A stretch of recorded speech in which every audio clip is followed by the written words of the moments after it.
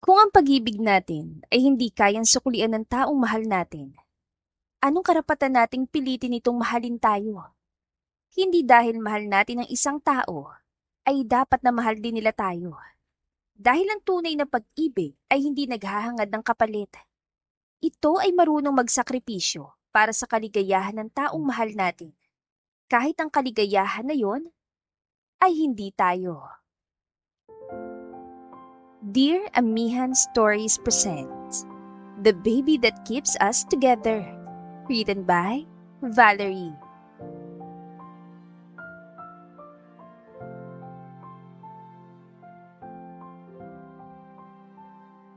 Tito, napatingin kay Marky ang ama ng kaibigan niyang si Sofia sa rearview mirror nang tawagin niya ito.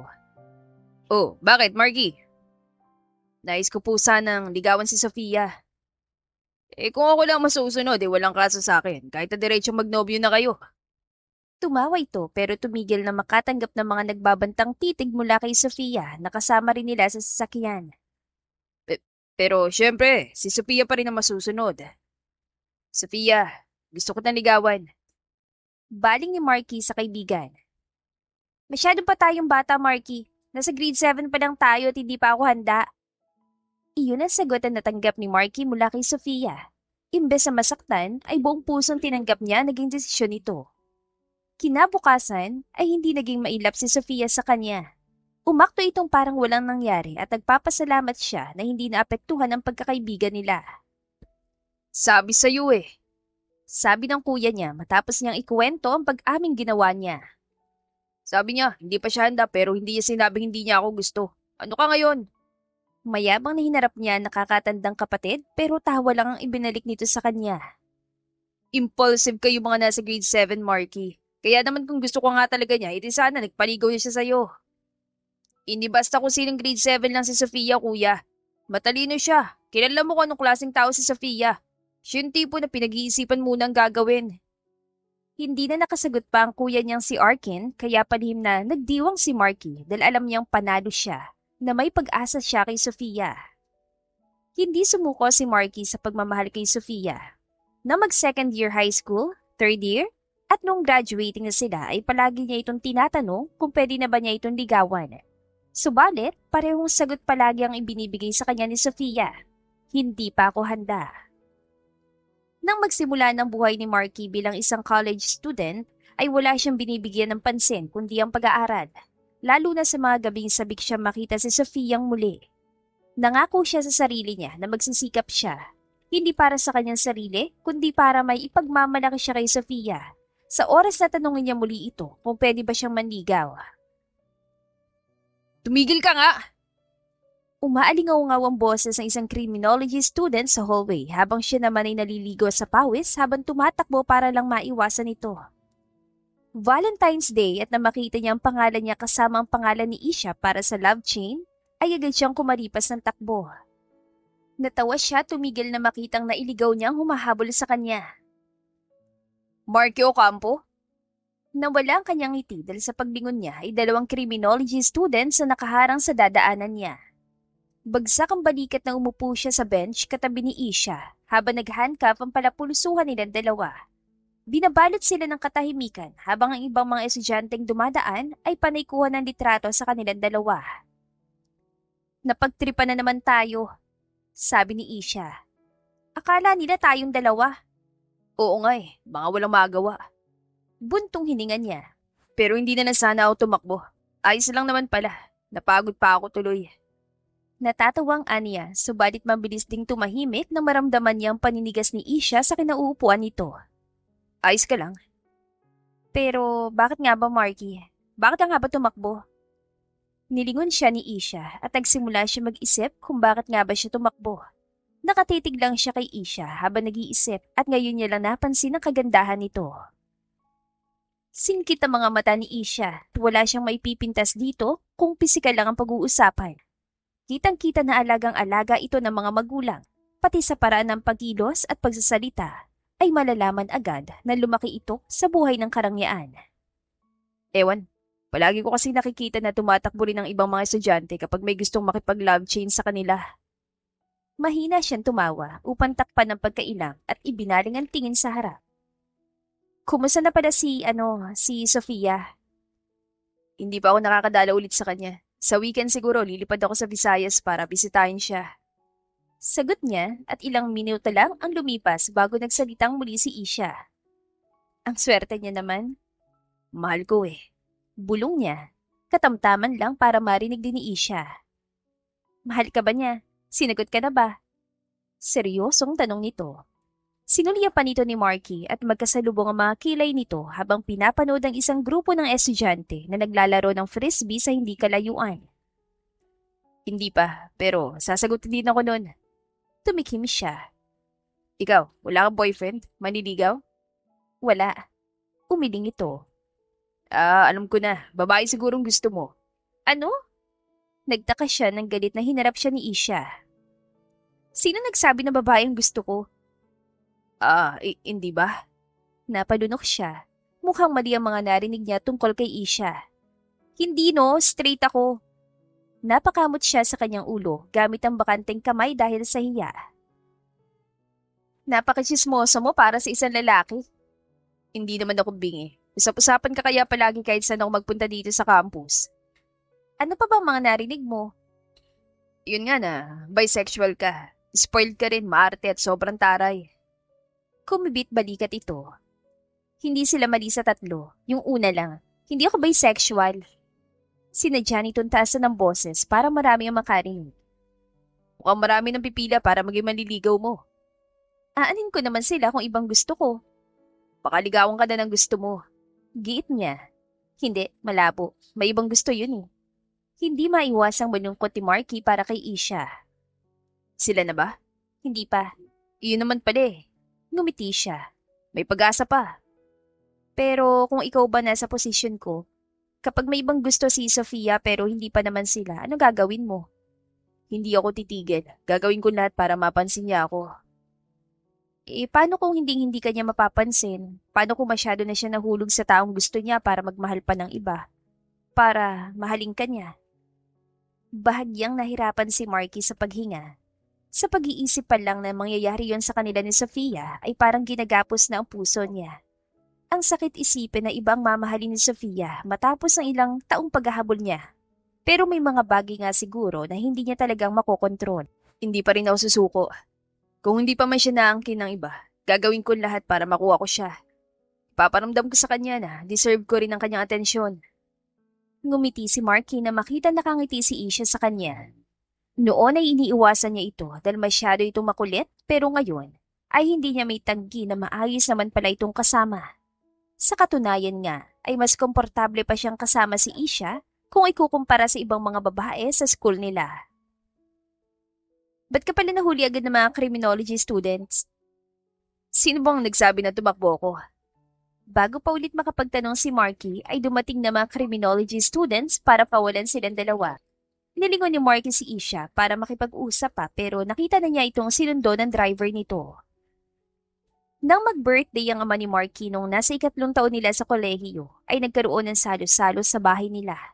Si Sofia at ang ama nito na matagal ng driver ng pamilya nila ay imbitado din. Sa mansyon nila gaganapin ang party. Hindi kabunggahan pero masasabing pinagandaan pa rin dahil sa dami ng pagkain at mga inuming mamahalin. Kumusta ka na? Tanong ng pinsan niyang si Erich na kadarating lang mula Visayas kasamang iba nilang mga pinsan. 6 ang kanyang mga pinsan sa mother's side habang sa father's side naman ay 2 lang. Maayos naman. Salamat at dumating kayo. Kumusta ang biyahe? Balik tanong ni Marky. Mabilis naman, lalo na't walang masyadong traffic. Ikaw, sinagot ka na ba ni Sofia? Napakamot siya ng kanyang ulo nang tuksohin siya ng mga pinsan niya, lalo na ang mga babae. Sinabi na nga bang ibang gusto nun? Napasimangot siya sa sinabi ni Sheena, pinsan niyang 2 taon ang tanda sa kanya. Pagdating nila ng bahay ay nalaglag ang panga niya na makita si Sofia na nakikitulong sa pag-aayos ng mga mesa sa courtyard ng bahay. Sofia! Tumakbo siya para yakapin ito na mahigpit. Kahit alam niyang darating ito ay hindi pa rin niya maiwasang matuwa. Ay, ang OA! Narinig niyang sigaw ni Erich na kapapasok lang din ng bahay. Hindi niya pinansin ang pinsan at masayang tinitigan ng mukha ni Sofia na halatang nagulat sa kanyang ginawa. Pasensya. Nakangiti niya sabi. Kakadalaw mo lang sa akin nung nakaraang linggo ah. Sabi ni Sofia na mukhang hindi pa rin nakaka-move on sa pagyakap niya rito. Kakadalaw lang pala, ba't parang 10 taong hindi nagkita? Tukso ni Andrew, isa sa mga pinsan niya, at halos mawalan ito ng hininga sa sobrang lakas ng tawa. Tumahimik ka nga riyan. Pabirong sinuntok niya ito at parang lalagnatin siya dahil sa mukha niyang namumula sa hiya. Nagsimula ang party at halos hindi umalis si Marky sa tabi ni Sofia. Panay tukso pa rin ang mga pinsan niya sa kanya pero masyado na siyang sanay para bigyan pa ang mga ito ng pansin. Alam mo namang hindi mo kailangan gawin yan. Marami kaming kasambahay dito. Sabi niya. Ilang sandali lang siyang umiwas ng tingin at nawala na agad si Sofia sa tabi niya. Nang hanapin niya ito, ay nakita niya naguhugas na ito ng mga plato sa kusina. Gusto ko rin makatulong kahit na papano, nakakahiya sa pamilya mo. Bakit ka naman mahihiya? Halos dito ka na nga lumaki at saka magiging bahagi ka na rin ng pamilya. Sabi niya at marahang tawa lang ang itinugon ni Sofia sa kanya. Hindi ka talaga magaling mag-joke, palaging palya. Lumakas ang tawa nito at nakangiti lang sa kanya habang pinagmamasdan ang masayang mukha ng babae. Hindi ako nagbibiro. Sabi niya at unti-unti itong tumahimik. Gusto sana kitang ligawan, Sofia. Nangungusap ang mga mata niya habang nakatitig dito. Huminga siya ng malalim at kinuha mga kamay nito. Sa ilang taong paghahabol ko sa'yo, siguro naman napatunayan ko ng sarili ko sa'yo na ikaw lang mamahalin ko, Sofia. Na nasa iyo lang ang katapatan ko at hindi ako titingin sa iba. Yumuko si Sofia at pinagpawisan si Marky dahil sa kaba. Wala na siyang ibang mahihiling pa kundi ang makasama si Sofia hanggang sa pagtanda. Ilang ulit na siyang na-reject pero sa pagkakataong iyon, lubos siyang nananalangin na papayag na ito. Nasa 3rd year na tayo, Marky. May mga thesis at sobrang daming schoolworks. Wala kong oras sa mga ligaw-ligaw na yan. Tumango siya at tipidan na pangiti sa tugon ni Sofia. Pasensya na, Marky. Ayos lang. Naiintindihan ko naman. Sabi niya, kahit sa kaloob-looban niya ay parang pinipiga ang kanyang puso sa sakit. Sa mga oras na yon ay naisip niya na baka hindi nga siya gusto ni Sofia, na kailanman ay hindi siya nito nagustuhan. Pagpasok niya sa klase kinabukasan ay parang wala siyang gana. Palagi siya nakatingin sa kawalan at parang nahihirapan siyang huminga dahil sa kung anong bigat na nakadagan sa dibdib niya. Ayos ka lang? Tanong ni Isha sa kanya, nakaklase niya pa rin. Hindi niya ito pinansin. Hindi niya maintindihan pero naiinis siya rito. Palagi kasing nakabuntot ito sa kanya. Bawat subjects ay tinatabihan siya rito, subalit nahihiya lang siyang itulak ito palayo. Alam ko na, tinanong mo na naman siya uli, no? Paano mo nalaman? Gulat siyang napatingin dito. Tuwing tinatanong mo kasi siya at na-reject ka niya, palaging malungkot ang mga mata mo. Kahit pa nangingiti ka, mukha ka pa rin malungkot. Hindi siya nakaimik at nangilid ang mga luha niya nang bumalik sa isip niya ang ilang beses niyang pagtanong kay Sofia at kung gaano siya naghintay para rito. Natanong ko na sa'yo ito dati pero hindi mo pa rin nasasagot. Bakit siya? Bakit siya, Marky? Ilang sandali siyang tumahimik. Inalala ang una nilang pagkikita ni Sofia. Umiiyak siya noon kasi nag-away silang dalawa ni Arkin nang tawagin siya ng mami niya para ipakilalang anak ng driver nila. Sa unang pagtatagpo pa lang ng mga mata nila, ay mabilis siyang tumigil sa pag-iyak at sa mga oras na yon, wala na siyang ibang gusto, kundi ay mapalapit kay Sofia. Meron sa kanya na kailanman hindi ko nakita sa iba. Talagang hindi mo makikita kung ano meron sa ibang tao kasi nasa kay Sofia palagi ang mga mata mo. Subukan mo rin kayang ibaling ang paningin mo sa iba. Baka may makita ka rin sa iba na kailanman na hindi mo makikita kay Sofia. Napatitig siya kay Isha dahil sa mga salita nito na tila may pinaguhugutan. Maganda si Isha, chinita at matangkad. Sobrang ganda rin ang mahabang buhok nito. Si Isha Tan ay nanggaling sa isang mayamang pamilya. Businessman ang ama nitong Chino habang ang ina naman nito ay doktor. Si Isha ay kilala sa alta sosyedad. Marami rin ang nagkakagusto rito pero ni isa ay walang nangahas sa ligawan nito dahil akala ng lahat ay babae ang gusto nito. Ilang taon na lumipas at si Marky, sa edad na 25, ay naatasan ng kanyang mga magulang na sa France siya magtatrabaho bilang head ng engineering department. Ayaw niya mang umalis, subalit naisip niyang hindi na siya bata, na tama ang mami niya. Hindi umiikot ang mundo niya kay Sofia. Mr. Ocampo, welcome! Bati sa kanya ng sekretary ng daddy niyang si Mr. Navarro. Nagkamayan sila at iginiya siya nito sa loob ng building. Ipinakita nito sa kanya ang bawat floor at pinakilala din sa ibang mga department heads. At ito naman po ay ang magiging office niyo. Binuksan ni Mr. Navarro ang pinakahuling pinto sa 7th floor at gaya ng kanyang inaasahan ay simple lang ang interior na magiging opisina niya. Brown at puti ang color scheme na katulad din ng logo ng kumpanya nila. Sinabi sa akin ni Dad na may sekretarya na raw siyang hinar para sa akin. Yes po. Ito po siya. Lumingon siya at nalaglag ang panga niya na makita kung sino magiging sekretarya niya. Good morning, Mr. Ocampo. Ako po si Isha Tan, ang magiging sekretarya niyo. Hindi siya makapagsalita sa sobrang pagkagulat na makita si Isha. Para sa kanya ay mahirap paniwalaan na magiging sekretarya niya ito. Mayon ko na po kayo. Paalam ni Mr. Navarro at umalis na. Gulong-gulo ang mukha ni Marky na nilapitan ng sekretarya niyang kaklase niya magmula senior high school. Paano? Hindi ba't may sarili kayong kumpanya?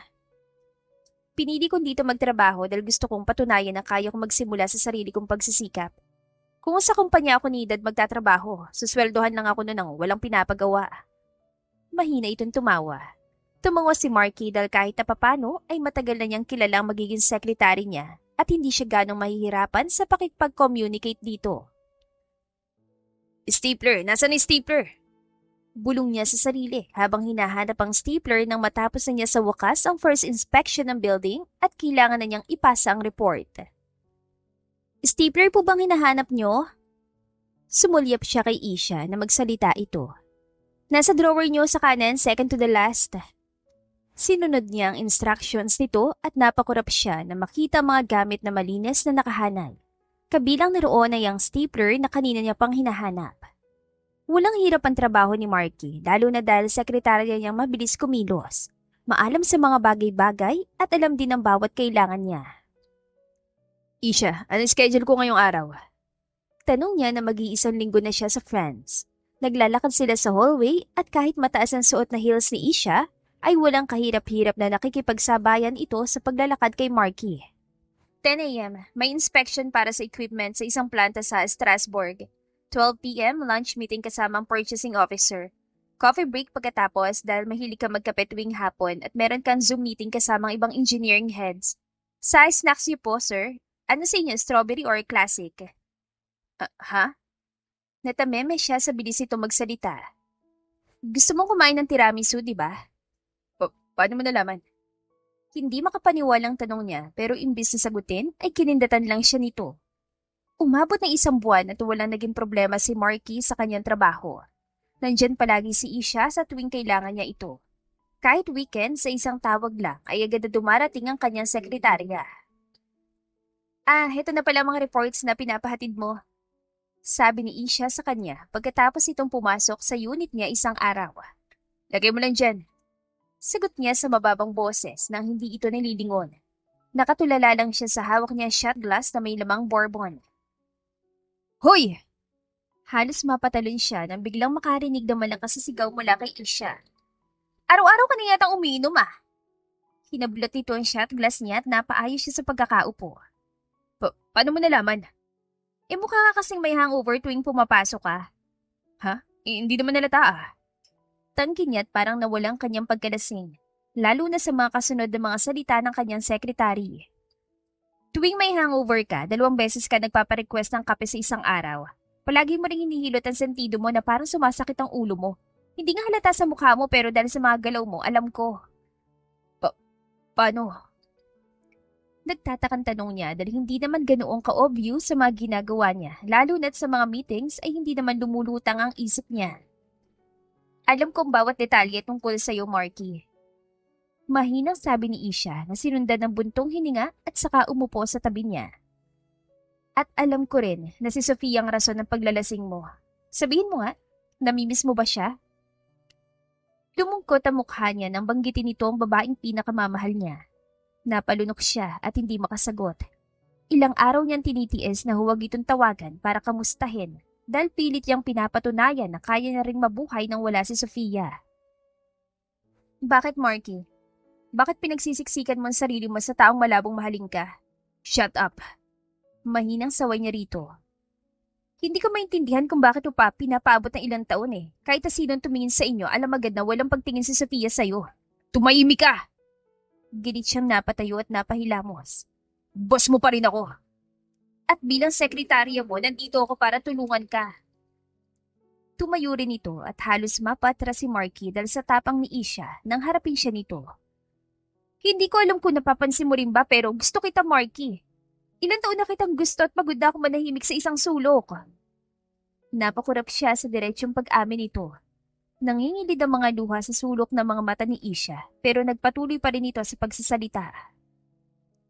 Kung hindi ka komportable ng makipagtrabaho sa akin dahil sa pag-amin ko, hindi ako aangal. Kung papaalisin mo ako sa kumpanya mo. Sandali. Pigil niya bago pa ito makalabas ng kanyang unit.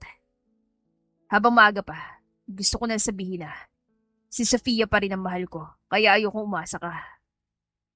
Napalunok siya na makita ang sakit sa mga mata ni Isha. Hindi ito nagsalita o nag-react. Tahimik lang ito lumabas ng kanyang unit. Nang bumalik sila sa trabaho kinabukasan, ay umakto si Marky na parang walang nangyari at ganoon din si Isha. Coffee, sir? Nagangat siya ng tingin na magsalita si Isha. Simpleng tango lang ang ginawa niya bago ibinalik ang mga mata sa ginagawa. Mag-iisang oras na lumipas ay hindi pa nakakabalik si Isha kaya nagtaka siya. Mabilis kasi itong kumilos kaya hindi siya sanay na natatagalan ito. Napatingin siya sa relo niya bago tumayo at pumunta ng pantry sa 3rd floor. Nandito ang mga mata niya na makita si Isha na nakikipagtawanan kasamang isang empleyado na noon pa lang niya nakita. Matagal na niyang kilala at nakikita si Isha lalo na sa school nila noon pero iyon ang pinakaunang pagkakataon na makita niya itong tumawa na tila napakasaya nito. Umigting ang panga niya at iniwas sa mga tingin na makaramdam ng kung ano sa dibdib niya na hindi niya maipaliwanag. Sir Marky?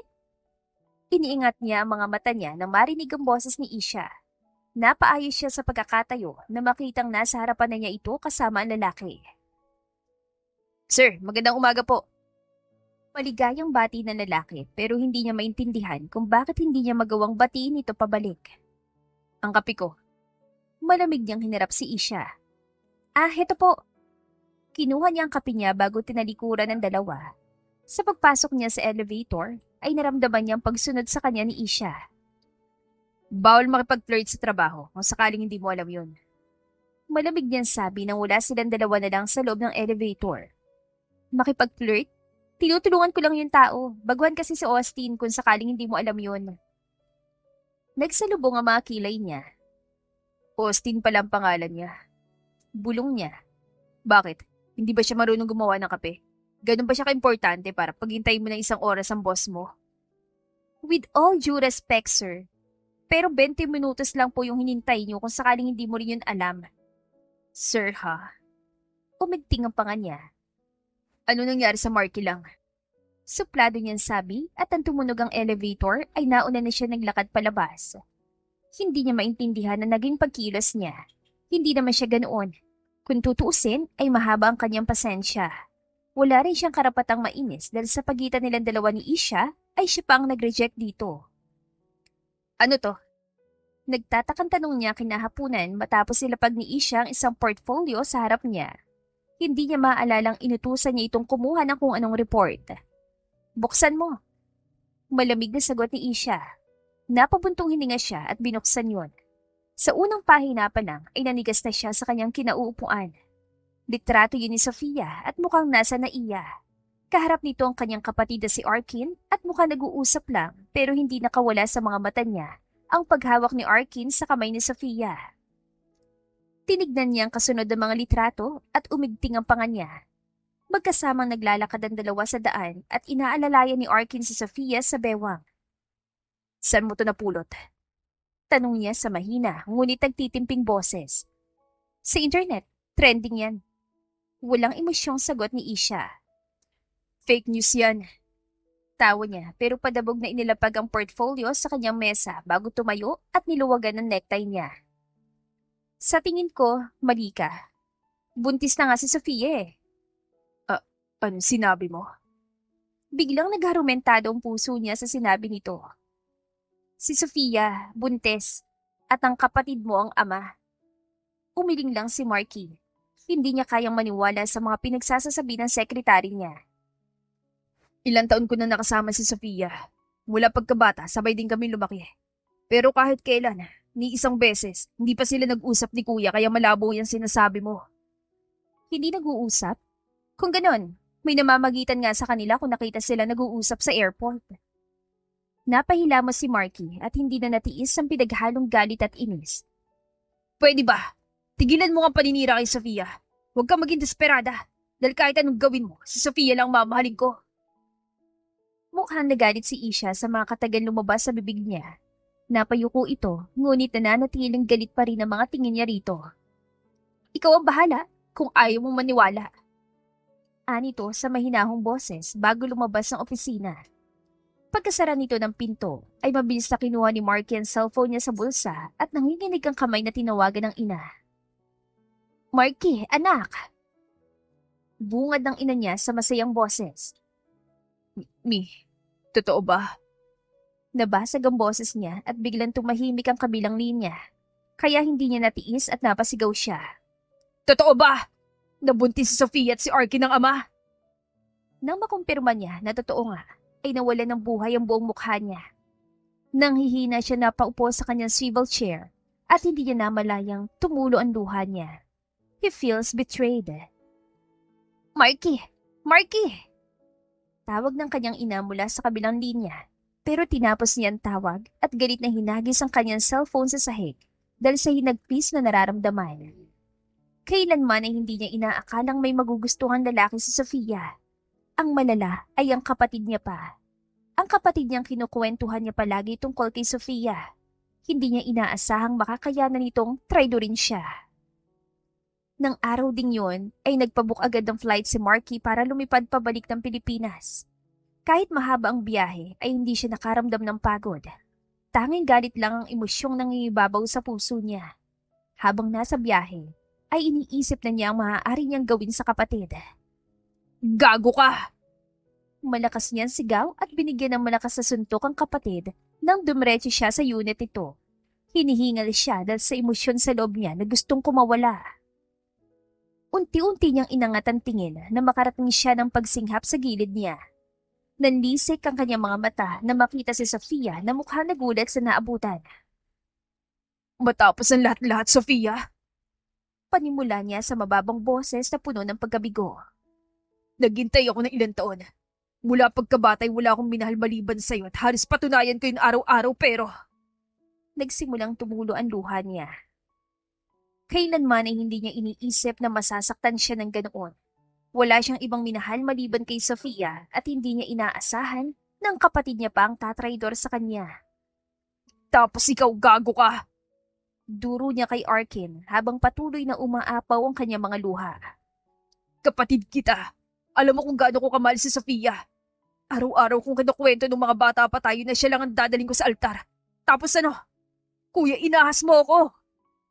Sigaw niya sa sakit at lumuhod para kwelyuhan ng kapatid at para bigyan ng mabigat na suntok. Ano? Labanan mo ko! Hamon niya nang nananatiling tahimik ang kapatid niya. Pinaulanan niya muli ito ng suntok hanggang sa naramdaman niya ang pamamanhid ng kanyang kamao. Hindi ko kailanman naisip na tatrader rin ako ng 2 taong pinakamamahal ko. Nanghihina niyang sabi at saka lumayo mula kay Arkin. Mapakla siyang ngumiti nang mapatuon ang kanyang mga mata sa tiyan ni Sofia. Congrats! Sabi niya na magtamang kanilang mga mata. I'm so sorry, Marky. Sorry? Natawa siya. Pinagsisisihan mo ba talaga na pinili mo ang kapatid ko hindi mo masyado nakakausap kesa sa akin? Ako nandyan sa tabi mo palagi sa mga nakalipas sa taon. Sabihin mo, nagsisisi ka ba? Parang nawasak ang kung anumang natitirang pagmamahal niya para kay Sofia at para sa sarili niya nang dahan-dahan itong umiling. Napahigpi siya at napahilamos dahil hindi man lang ito nagdalawang isip. Bakit, Sof? Bakit mo ako pinaasa? Natakot ako. Natakot kang umamin kaya pinili mo na din ang kapatid ko? Naramdaman niya ang biglang pagbangon ni Arkin sa gilid niya. Nagkamali si Sofia na hindi niya nasabi agad sa'yo nararamdaman niya. Oo, at nasaktan ka pero huwag mo pa rin kalimutang ingatan ang mga salita mo. Malamig na saway ng kuya niya at hindi niya maiwasang matawa sa sinabi nito. Umiigting ang panga at matapang na hinarap niya ang nakatatandang kapatid. Ilang segundo silang nagkatinginan hanggang sa napagpasya ni Marky na umalis na. Ramdam niya mga mata niyang humahapdi dahil sa pag-iyak habang nagmamaneho siya papunta sa isang bar. Gusto niya makalimot at bawasan ng bigat na nakadagan sa dibdib. Hindi niya mabilang kung ilang baso ng bourbon ang kanya naubos. Hindi siya tumigil sa pag-inom hanggang sa dumilim na ang paningin niya. Napaungol si Marky, kinabukasan pagkagising niya, dahil sa bigat ng kanyang ulo. Nang imulat niya ang kanyang mga mata, ay napakunot ang noon niya dahil sa hindi pamilyar na kisameng bumungad sa kanya. Iniikot niya ang kanyang tingin sa silid at sigurado siyang wala siya sa unit niya dahil kulay pink ang mga pader. Halos mapatalon siya na makita ang sariling nakahiga sa kama na walang pang itaas. Dahan-dahang gumapang ang kanyang mga tingin sa katabi niya at napasapu siya ng kanyang noo nang makakita ng babaeng nakatalikod at nakahiga na wala ring suot na pang itaas. Mukhang tulog pa ito kaya unti-unti ay walang imik na bumaba si Marky sa kama. Pinulot niya mga damit niyang nakakalat sa sahig habang inaalala kung ano ang nangyari kagabi. Pero ni Katiting ay walang pumasok sa isip niya. Marky? Napatas ang kilay niya nang marinig ang pamilyar na boses na yon. Lumingon siya at nalaglag ang panga nang makita si Isha na nakaupo sa kama habang balot ang katawan nito ng kumot. Halos hindi siya makapagsalita na mapagtanto niyang may nangyari sa kanila kagabi. Ilang beses pa siyang kumurap. Nagbabaka sakaling nananaginip lang siya. Ba't ka nandito? Hindi ba't nasa France ka? Napanunok ang sekretary niya bago simpleng sumagot. Sinundan kita. Bakit? Umigting ang panga niya at dahan-dahang lumapit muli sa kama. Dahil alam mong masasaktan ako. Kaya sinundan mo ko para pagsamantalahan. Parang biglang nawala ang kanyang hangover nang bumalik ang galit niyang pansamantala niyang kinalimutan kagabi. Ano? Ikaw may gusto nito? Giit ni Isha. Ikaw may gustong makipagtalik at alam mo namang gusto kita kaya hindi na rin ako nakapagpigil. Napabuntong hininga siya at napasabunot sa sariling buhok na sinabi ni Isha. Kalimutan na lang natin kung ano nangyari sa ating kagabi. Sabi niya, kahit sa totoo ay wala rin naman siyang maalala. Eto, magbihis ka na. Sabi niya rito at ibinigay ang mga damit nitong nakakalat sa sahig. Kinuha ni Isha yon ngunit nagtaka si Marky nang hindi nito binitawan ng kamay niya. Kaya kitang tulungang makalimutan si Sofia, Marky. Natigilan siya lalo na dahil sa mga mata ni Isha na tila nangungusap. At paano mo gagawin yon? Kung balak mo gawin kitang girlfriend, fubu. Ano? Naguguluhang tanong niya dahil hindi niya maintindihan ang sinabi nito. You know what I meant, Marky? Napaawang ang mga labi niya sa alok na iyon ni Isha. Nagdalawang isip si Marky, lalo na dahil sekretarya niya ito. Subalit, bastang ibabaw ang desperasyon niyang kalimutan si Sofia. Bumalik silang dalawa sa France at gaya ng pinag-usapan ay naging fubo sila. Hindi nagkulang si Marky sa atensyon mula kay Isha. Palagi ito nagsisikap para makalimutan niya ang sakit na ibinigay sa kanya ni na Sofia at Arkin. Hindi muna siya nagpakita sa trabaho. Nanahimik siya sa kasama si Isha sa isang maliit na apartment sa Paris. Si Isha ang tagaluto niya, taga-alaga at taga-lambing. Masaya siyang kasama ang babae, lalo na dahil hindi naman ito mahirap pakisamahan. Subalit, na makasagap siya ng balita na magkakaroon ng engagement party at baby shower si Sofia, ay wala sa sariling nag-empake siya ng mga gamit. Saan ang punta mo? Tanong ni Isha sa kanya pero hindi niya ito pinansin. Marky, ano? Babalik ka na naman ng Pilipinas? Magpapakatanga ka na naman ba?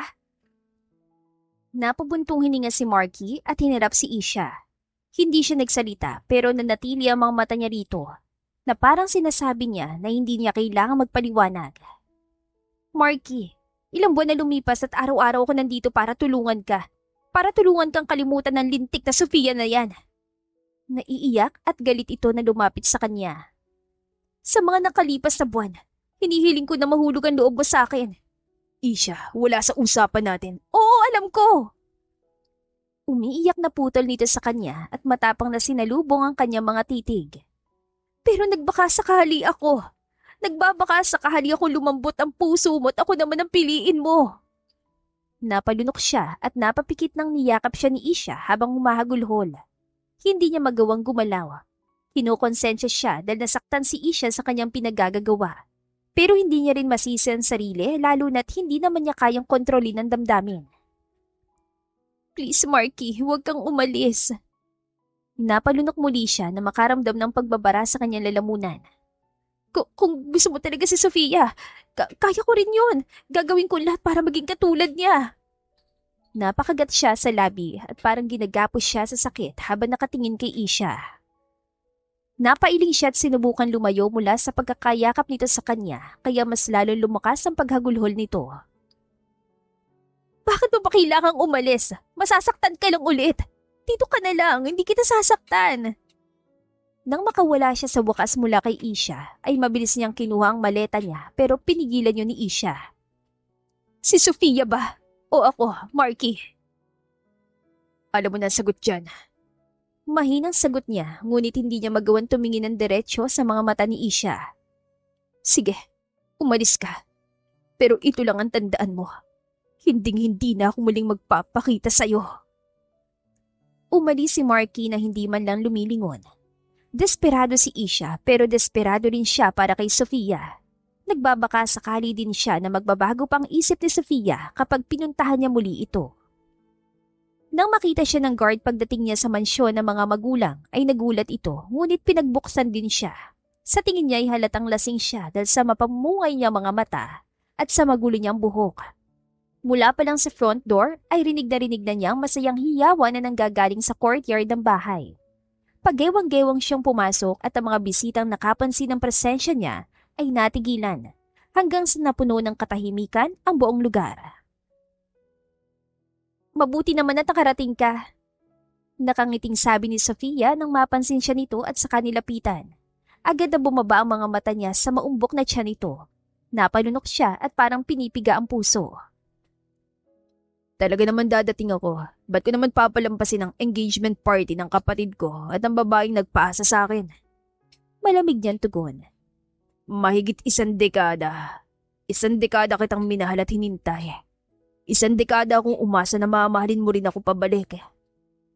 Anak, magpahinga ka na muna sa taas at lasing ka. Ano sa akala nyo? Itutulog ko na lang to sa sakit. Ilang buwan nga lumipas, hindi mawala-wala ang sakit na nararamdaman ko. Putol niya nang pigilan siya ng kanyang ina. Ganyan kayo eh. May pagod at sakit na sabi niya habang natatawang hinarap ang ina. Si Arkin palagi ang kinakampihan nyo. Pati ikaw. Tinuro niya si Sofia pero hindi ito umimik at napayuko lang. Ano bang meron sa gagong yan? Sigaw niya sa pagbumukha ni Sofia pero nang sinubukan niyang lapitan pa ito ay mabilis na humarang si Arkin sa kanyang harap. Ang saya naman ng buhay mo. May sarcasm sa tono niya habang diretsyo nakatitig sa mga mata ng kapatid. Marky, umalis ka na. Saway nito at pagewang-gewang naman siyang tumalikod pero bago siya tuluyang makaalis ay nahagilap namang mata niya ang upuan. Kaya walang pasabing hinagis niya yon. Pati na rin ang mesa na may mga regalo ay binaligtad niya rin. Napasinghap ang mga bisita dahil sa kanyang ginawa. Ano ba problema mo? Bigla siyang kinuwelyuhan ni Arkin. Ikaw ang problema ko. Kinuha mo sa akin ang pinakamamahal ko.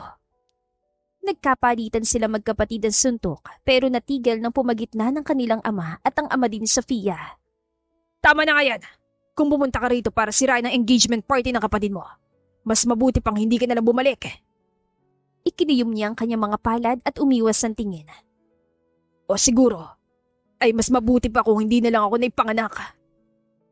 Umalis si Marky para bumalik sa France. Naisipan niya mag-resign na ng tuluyan sa company nila. Dahil sa galit niya ay nangako siya sa sarili na hinding-hindi na siya babalik sa kanyang pamilya. Akala nga namin ay kung ano na nangyari sa iyo, sir. Matagal kasi yung leave nyo. Umabot na ilang buwan. Awkward na tumawa si Mr. Navarro ngunit natigilan nang pasadahan nito ng malamig na tingin ni Marky. Sir. Bago pa siya tuluyang makalabas ng opisina ay narinig niya ang pagtawag nito. Si Miss Tan po. Kumusta na po siya? Tukoy nito kay Isha. Hindi na kami nakikita. Ha? Hindi niyo po pinuntahan sa ospital? Napakunutan noon niya sa sinabi ni Mr. Navarro. Ano sinabi mo? Nilapitan niya ito. Ospital? Opo, isinugod po siya sa ospital. Nalaman na lang po namin sa kakaibigan ni Ma'am Miranda na siyang bumisita sa kanya. Bumilis ang tibok ng puso niya sa nalaman. Tinanong niya kung saan ospital si Isha dinala at mabilis siya itong pinuntahan. Hindi niya maiwasang maisip na baka kasalanan niya kung bakit ito na ospital. Sinabi kasi ni Miranda kay Mr. Navarro na dahil sa anemia at stress kung kaya't na ospital ang babae. Sir Marky, napasinghap si Miranda na makita siya nito. Kakalabas lang nito sa isang hospital room kung saan sigurado siya na nasa loob si Isha. Si Isha. Natigilan siya nang harangan siya ni Miranda nang akmang bubuksan na niya ang pinto. Pasensya na sir pero mahigpit na bili ni Isha na ayaw kanya makita.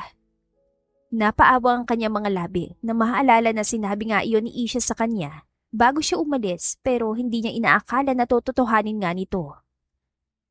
Kumusta ang kalagayan niya? Napapanunok niyang tanong. Buntis siya. Nanigas si Marky sa kanyang kinatatayuan at kusang tumigil ang paghinga niya. Pero ayaw kanya makita kaya mas mabuti siguro kung rerespetuhin na lang natin ang desisyon niya. Laglag balikat na umalis si Marky ng ospital. Ayaw siya makita ni Isha pero hindi niya yun hahayaan. Lalo na't alam niyang dinadala nito ang anak niya. Kinabukasan ay bumili siya ng mga prutas at bulaklak para ibigay kay Isha. Sinubukan niyang buksan ng pinto, ngunit hindi niya palubos nakikita ang kabuuan ng kwarto ay may bulto agad na humarang. Ano yun? Inasan siya ni Miranda ng kilay at napalunok siya bago itinaas sa mga dala. Ibibigay ko sana. Ako na. Sagot nito at mabilis na inagaw ang mga dala niya. Salamat. Dagdag nito at tumingkayad siya bago lubusang maisarang pinto para lang makitang kahit dulo ng buhok ni Isha. Napangiti siya na masilayan ang mukha nito habang nakahiga. Kinabukasan ay ganoon din ang ginawa niya. Bumili siya ng gatas at vitamins pero nang dumating siya sa ospital ay nalaman niyang discharge na ito. Mr. Ocampo, napatawag kayo? Tanong ni Mr. Navarro nang tawagan niya ito. May number ka ba ni Miranda? Kailangan ko siyang tawagan. Nang matanggap ni Marky ang numero ni Miranda ay mabilis niya itong kinontak. Hello? Sagot nito. Miranda, si Marky to. Alam mo ba kung saan tumutuloy si Isha? Nalaman ni Marky na nasa isang tower lang pala sila ni Isha. Nasa kabilang floor lang ito. Agad niya itong pinuntahan at halos wasakin niya ang pinto sa pagkatok. Isang katok mo pa tatawagan ko ng security. Pag-text ni Isha sa kanya kaya nang hihinang napaupo na lang siya sa labas ng unit nito. Naisip niya na lalabas din si Isha ngunit napagod lang ang kanyang mga mata sa kakahintay ay hindi bumukas ang pinto ng unit ng babae. Iminulat niya ang kanyang mga mata at nagising siya dahil sa ingay sa kanyang paligid. Halos mapatalon siya dahil sa mga matang nakatitig sa kanya. Anong tinitingin niyo? Inis na bulyaw niya kahit naman alam niyang hindi siya maiintindihan ng mga Pranses. Agad na nagsiiwas ng tingin ng mga tao at dali-daling pumasok sa kanilang mga unit. Inis na ginulo niya ang kanyang buhok, ngunit ang inis na nararamdaman niya ay agad na nawala na makitang kumot na nakabalot sa kanya. Hindi niya rin makita ang mga regalong dala niya kahapon kaya nakahinga siya na maluwag sa pag-iisip na tinanggap yon ni Isha. Nang makarinig ng pagbukas ng pinto sa gilid niya ay mabilis siyang napatayo. Biglang umurong ang dila niya na makaharap na niya sa wakas si Isha. Nandito ka pa? Dismayado ang tono nito. Salamat dito. Tukoy niya sa kumot. Paano ka nakakasigurong galing nga sa akin yan? Napangiti siya dahil mukhang ayaw pa nitong aminin na binigyan siya nito ng kumot. Kulay pink, Isha. Bakit? Ako lang ba may kulay pink na kumot? Itinaas niya ang isang sulok ng kumot at ipinakita yon kay Isha. Letter I at Tana. Sa tingin mo, sino pa bang meron nito? Pinigilan niya ang sarili na huwag tumawa ng umirap ito at hindi na umimik. Pero mabilis din naman siyang nagseryoso. Nais niyang kunin ang pagkakataong yon para makausap ito. Nandito ako para humingi ng tawad. Bakit? Dahil ba nalaman mong buntis ako? Mabilis siyang umiling. Hindi. Kahit na hindi ka buntis, sa'yo pa rin ako uuwi. Gusto kong humingi ng tawad na lang gago ko para piliin ko si Sofia. Para itulak pala yon tanging tao nagmahal at tumanggap sa akin. At ikaw yon. Kumunutan noon ni Isha habang nakikinig sa kanya. Pasensya na kung ngayon ko lang na-realize at kailangan pa kitang saktan. Ilang ulit siya napalunok habang sinisikap na masabi ang lahat ng kanyang nararamdaman. Ang kapal na mukha ko para sabihin sa iyo to pero sana tanggapin mo muli ako. Handa akong magbago para sa iyo at para sa pamilyang bubuuin natin. Sorry Marky, hindi na ako tanga. Hindi dahil nag-sorry ka, okay na ako. Hindi naman lisensya ang salitang sorry na pwede mong gamitin para paulit-ulit akong saktan. Isha, you're doing all this because you know I'm pregnant. Huwag ka na magsinungaling. Nandito ka kasi hindi ka pinili ni Sofia, di ba? Sorry, pero pinipili din kita at hindi mo ako pinili kaya hindi kita matatanggap sa buhay ko at sa buhay ng anak ko. I did my part. Ginawa ko lahat para mahalin mo rin ako. Nagpakababa ako. Isang bagay na hindi ko alam na kaya kong gawin sa buong buhay ko. Ginawa ko yun para sa'yo. Pero ngayon, ayoko na. Hindi mo ako deserve. Hindi mo kami deserve ng anak ko. Pinapangako ko. Wala nang Sofia. Wala nang iba. Ikaw lang, Isha. Ikaw lang. Hindi mo na ako mauuto. Anang babae bago siya tinalikuran. Hinabol niya pa ito pero natigilan siya sa malamig na tingin nito. Hinayaan niya itong pumasok sa unit nito. Hindi niya alam kung ilang beses na nadurog ang puso niya dahil sa lamig ng tingin ni Isha sa kanya.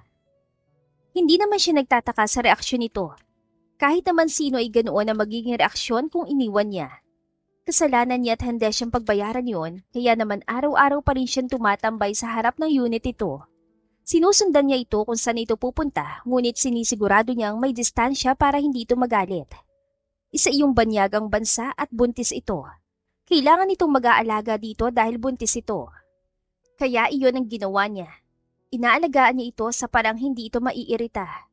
Araw-araw siya nagiiwan ng pagkain sa tapat ng pinto nito. Kung ano sa tingin niya maganda sa pagbubuntis nito ay binibigay niya. Hindi man siya magpakita rito. Araw-araw niya itong tinatext at pinapaalalahanan na mag-ingat kahit na hindi ito nagre-reply. Kailangan niyang ipakita dito na nagsisisi na siya. Alam niyang hindi yun sapat para patawarin siya nito, pero patuloy niyang gagawin dahil baka magkahimala at bigla siyang mapatawad nito. Can you stop being a stalker? Isang araw ay hindi maiwasang itanong ni Isha sa kanya na mapansin siya nito ang sinusundan nito habang namimili ito sa grocery. Wala naman akong ginagawa ah. Guilty na sabi niya. Nagkataon lang na nagkasabay tayo mag-grocery. At sinong niloko mo? Anitong inirapan pa siya. Isha, I just want to make sure na walang mangyayari sa iyong hindi maganda. Mas magiging maganda ang araw ko kung hindi ka pakalat-kalat sa paningin ko. Kung hindi ka magte-text araw-araw. Kung sa tingin mo mabubura nito lahat ng ginawa mo, alam kong hindi. Putol niya rito. But I really want to make it up to you. I just want to make sure you're safe. Kaya ng anak natin, lumalaki na ang tiyan mo. Paano kung biglang magka-emergency, di ba? Wow! So sa tingin mo, hero ka na sa ginagawa mo ngayon? Patuyang sagot nito. I will never be a hero after I hurt you that bad. Magsasalita pa sana si Isha, ngunit napansin niya ang pagniwi nito. Nataranta naman siya. Ano nangyayari? May masakit ba sa'yo? Hindi sumagot ang babae pero napatras ito habang hawak ang balakang. Maya-maya pa ay may umago sa dugo mula sa binti nito. Lalong na siyang nataranta at agad itong kinarga patungo sa kanyang kotse. Pagdating sa ospital ay saka lang siya nakahinga na maluwag dahil sinabi ng doktor na malayo sa kapahamakan na mag-ina niya. Ganon pa man, ay kailangang mag-triple ingat si Isha dahil masela ng pagbubuntis nito. Doon ka na tumira sa kondo ko. Alam kong ayaw mo pero wala kang choice. Kailangan mo ko. Huwag na matigas ang ulo mo dahil hindi na lang to para sa'yo, kundi para rin sa anak natin. Inirapan siya ng babae, ngunit pumayag din ito. Mabilis na lumipas ang ilang buwan at unti-unting lumambot ang pakikitungo ni Isha sa kanya. Isang bagay na ipinagpapasalamat niya. Diyan mo ilagay, itapat mo sa pinto. Utos ito sa kanya isang araw at agad niyang binuhat ang isang drawer para iayos gaya ng utos nito. Hinihingal siya at mabilis ang tibok ng kanyang puso habang pinagmamasdan si Isha na tila nag-iisip ng malalim habang seryosong nakatitig sa mesang inayos niya. Nananalangin siyang kontento na ito dahil halos 7 beses na niyang nailipat ang mesa. Ayos na yan. Nakahinga siya ng maluwag nang sa wakas ay nakontento na ito. Napaupo siya sa sahig at pinunasan ng pawis gamit ang sariling damit. Sorry kung napagod ka, sabi ni Isha at takmang uupo din ito katabi niya sa sahig kaya natataranta siyang tumayo para pigilan ito. Nagkatitigan silang dalawa pero umiwas si Isha ng tingin para punasan ng pawis niya gamit ang tuwalya. Hindi malis ni Marky ang tingin kay Isha dahil sa ganda nitong taglay. Baka matunaw ako niyan. Biro nito habang abala pa rin sa pagpupunas sa pawis niya. Ang ganda mo. Hindi niya napigilan ng sarili at nasabi niya yon. Napangiti na lang siya nang matigilan si Isha at unti-unting namula ang buong mukha nito. Kinikilig siya. Tukso niya pero inirapan lang siya nito at hinagis ang hawak na tuwalya sa kanya. Ikaw ang magpunas sa sarili mo. Malakas niyang natawa nang mag-walk out ito pero hindi niya rin napigilan ng sarili at sinundan niya ito. Mabilis niyang ipinulupot ang mga braso sa bewang nito nang mahabol niya ito. Napapikit siya at dinampian ng halik ang gilid ng noo ni Isha. Ang saya ko, sabi niya. Hindi na kita papakawalan. Hinawakan ni Isha ang mga braso niya hanggang sa pinagsiklop nito ang kanilang mga kamay.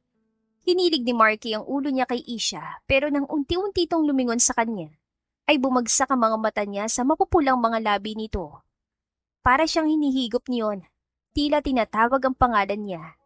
Nang maramdaman niya ang bahagyang paglapit ng ulo ni Isha, ay sinunggaban na niya ang pagkakataon para sakupin ang mga labi nito. Isha, bulong niya sa pangalan nito.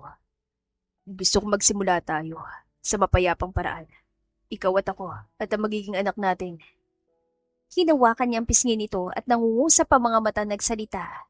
Bago tayo magsimula ng pamilya, kailangan ko munang ayusin ang sakin. Nakuha agad ni Isha kung anong ibig niyang sabihin. Hindi ito nagdalawang isip at agad siyang pinayagan na bumalik ng Pilipinas. Sigurado ka ba? Nag-aalala niyang tanong. Hindi naman ako mamimilit kung ayaw mo talaga. Nakangiting umiling si Isha at nilapitan siya para hawakan ng kanyang mga pisngi. Ipangako mo lang na babalik ka. Nababalik ka sa amin. Agad na lumipad si Marky patungo sa Pilipinas at pagdating niya ay si Sofia agad ang una niyang pinuntahan. Kinausap niya ang kanyang pinsan na si Erich para malaman kung nasaan si Sofia at agad itong sinabi na nasa isang butik ito kasama si Sofia para magpa-fitting ng gown. Basta, siguraduhin mo lang na walang gulo na mangyayari kapag nalaman ni Arkin. Oo na. Putol niya sa istriktong bilin ng pinsan niya. Nakarating siya sa butik at kinabahan siya na magsalubong ang mga tingin nila ni Sofia. Maiintindihan niya kung ayaw nito makipag-usap sa kanya, ngunit ginawa rin siya ng ngiti ni Sofia at niyaya pa sa labas para mag-usap. Kumusta ka? Tanong nito. Ito, maayos na kumpara sa dati. Makatotohanan ang sabi niya. I'm sorry, Marky. Hindi ko alam kung paano sasabihin o kung paano kita haharapin. Napaawang ang mga labi niya na magsimulang umiyak si Sofia. Hindi niya maiwasan at mabilis niya itong niyaka para patahanin. Pasensya na rin sa mga gulong ginawa ko. Umiling si Sofia at unti-unti na ring tumigil sa pag-iyak. Masaya ka ba? Halos hindi makahingang tanong niya at ang tumango si Sofia ay parang nakahinga siya na maluwag. Mabuti naman. Yun lang ang gusto kong malaman. Akmang aalis na siya nang tinawag siya nito, kaya agad din siya napalingon. Wala pa ring best man si Arkin hanggang ngayon dahil hinihintay ka niya. Napalunok siya nang wala sa oras na malaman niyang hinihintay pa rin siya ng kapatid niyang bumalik, na handa na siya nitong tanggapin muli at gawin pang best man sa kasala. Pupunta ako, sagot niya at mabilis na naglakad papalayo. Sana makahanap ka rin ng babaeng mamahaling katulad ng pagmamahal mo sa akin.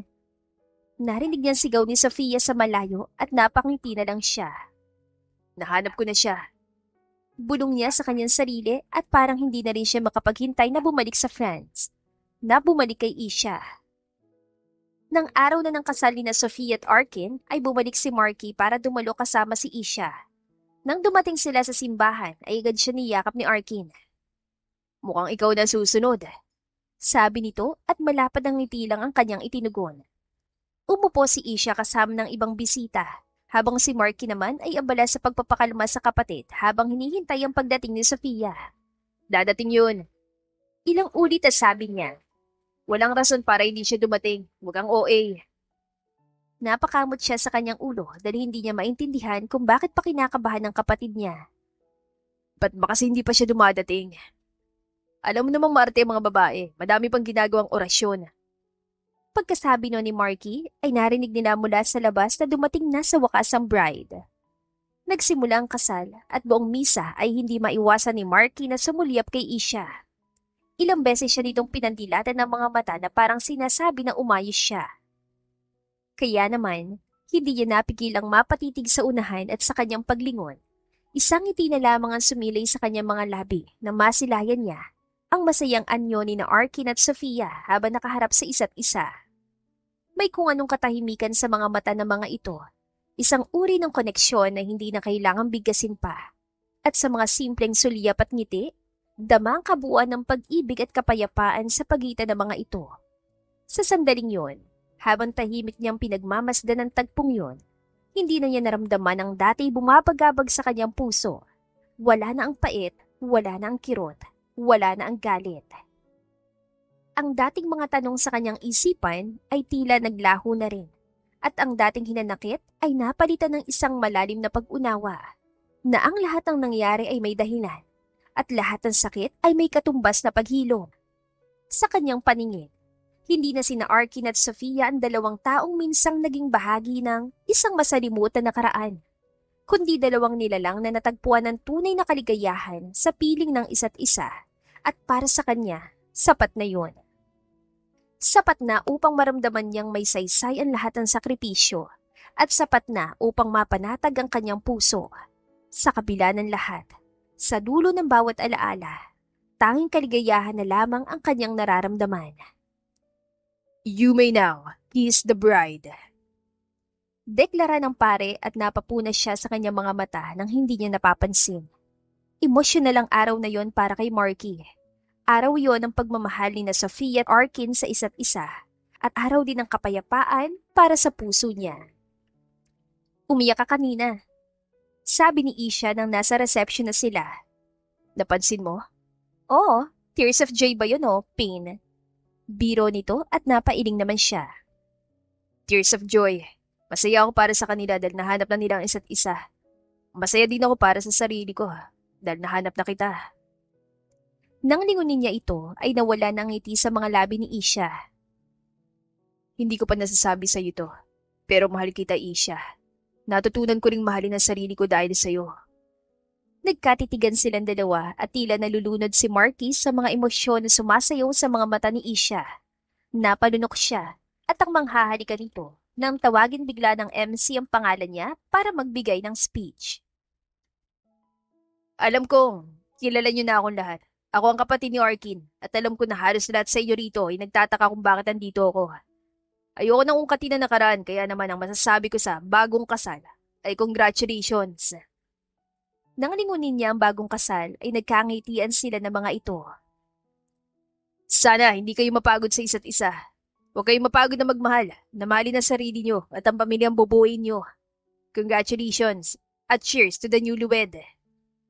Ininom ni Marky ang champagne na hawak at nilapitan ng bagong kasal para mag-congratulate muli. Naks, galing naman. Narinig niyang komento ni Isha nang bumalik na siya muli sa upuan niya. Inspired lang. Ngisi niya at kinuha ang bagay na kanina pang umuumbok sa bulsa niya. Nilagay niya yon sa kamay ni Isha habang nananatili ang kanyang mga tingin sa harap. Marky, ano to? Kadena. Ngisi niya at binalingan nito ng tingin. Hindi niya maiwasang matawa ng malakas dahil sa pagtataka at kaba na nakaukit sa mukha ni Isha. Dahil itatali na kita sa akin, Isha, at bawal sumagot ang ayaw o hindi. Sabi niya at kinuha ang kamay nito para isuot ang singsing na nakalagay sa maliit na pulang box. Oo. Humihikbing sagot nito at patuloy siya natawa. Nang maisuot na ni Isha ang singsing, ay hinalikan niya ang likod ng pala nito habang titig na titig sa mga mata nito. 5 buwan ang kanilang anak na si Alfred nang magpakasal sina Isha at Marky sa simbahan. Simple lang naging kasal at kakaunti din ang kanilang mga bisita. Habang naghihintay si Marky sa altar, ay parang biglang bumagal ang takbo ng oras, lalo na nang unti-unting bumukas ang naglalakihang pinto ng simbahan. Napaawang ang kanyang labi nang masilayan si Isha na suot ang wedding gown nito. Kahit natatabunan ng veil ang mukha ni Isha, ay unti-unti siya napangiti dahil sa hiwaga ng ganda nito. Nagsimulang kumanta ang choir at ganun din ang paglalakad ni Isha papunta sa kanya. Kasabay nito sa paglalakad ang ama nitong Chino. Dahan-dahan ang bawat hakbang ni Isha at sa mga mata ni Marky ay para itong nagliliwanag. Dala na rin ang ilaw na lumulusot sa bintana ng katedral. Nakahinga lang siya ng maayos nang sa wakas ay nahawakan na niya si Isha. Sabay silang umabante sa harap ng pare at ang seremonya ng kanilang pag-iisang dibdib ay nagsimula na. You may now kiss the bride. Maluhaluhang inangat ni Marky ang veil na nakatabon sa mukha ng kanyang asawa. Hindi pa lubusan naglalapat ng kanilang mga labi na makarinig ng malakas sa pag-iyak. Ang lahat ay natawa na makitang anak nila na umiiyak at tila tutol sa halik nila. Napuno ng tawanan at ingay ang buong simbahan nang sinundan yon ang pag-iyak ni Sammy, ang anak ni na Sofia at Arkin. Makalipas ang ilang taon. Hay, parang kahapon lang. Bulong ni Isha sa kanya habang nakahilig sa kanyang braso. Nakangiti siyang sumang-ayon habang patuloy nilang pinapanood ang video ng araw ng kanilang kasal. Mama, Papa, inaaway na naman ako ni Kuya! Napabuntong hininga si Isha na marinig ang mga anak nilang nagkakagulo sa baba. O siya, kailangan na nating umalis. Tatayo na sana si Isha nang hilahin niya itong pahiga muli. Marky, ano ba? Natatawa nitong hampas sa kanya. Hayaan mo na yung mga anak mo. Ako nang gagamot sa sugat nila mamaya. Sabi niya dahil sigurado siyang puno na naman ng sugat ang apat nilang anak na lalaki ni Isha. Hindi naman yun eh. Birthday ng mami mo. Baka mali tayo. Tumayo muli ang asawa niya at hindi na ito pinigilan ni Marky. Napagtanto niyang malapit na niya sana makalimutan ang birthday ng ina kung hindi lang siya pinaalalahanan ng kanyang asawa. Umabot ang 2 oras ang kanilang pag-aayos at dahil yun sa paulit-ulit na sermong ibinibigay nilang mag-asawa sa kanilang mga anak. Ang panganay nilang si Alfred ay 15 taong gulang na. Kasunod dito ay si Alex na 12, si Gonzales na 8 taon at ang bunsong si Ezekiel na 5 taon ng edad. Lahat ay lalaki, kaya naman ay parang wrestling arena araw-araw ang kanilang bahay.